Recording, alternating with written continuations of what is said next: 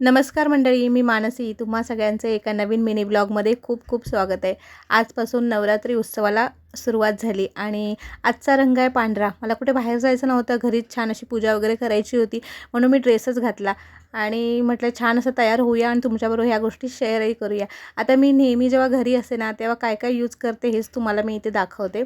तर छान अशी मस्त तयार झाली. आज व्हाईट कलरचा ड्रेस घातला. आता हा पूर्ण व्हाईट नाही आहे, थोडंसं त्याच्यामध्ये ग्रीन कलरची फुलं वगैरे अशी आहेत, पण ठीक आहे, इट्स ओके, कारण मला कुठे बाहेर जायचं नव्हतं. पण हां, मला हे नवरात्रीचे 9 रंग फॉलो करायला मात्र नेहमीच आवडतात. म्हणजे मी कुठे मंदिरात गेली, कुठे बाहेर गेली, काही असेल तर मी नक्कीच रंग फॉलो करण्याचा प्रयत्न करते. आता मला आज इथेच खाली दुकानात आमच्याच कॉम्प्लेक्समध्ये जायचं होतं, तर मी हलकीशी लिपस्टिक लावून घेतली. आधी स्किन केअर वगैरे छान असं केलेलं आणि लिपस्टिक तर मी नेहमीच लावते. तुम्हा सगळ्यांना या शारदीय नवरात्र उत्सवाच्या खूप खूप शुभेच्छा.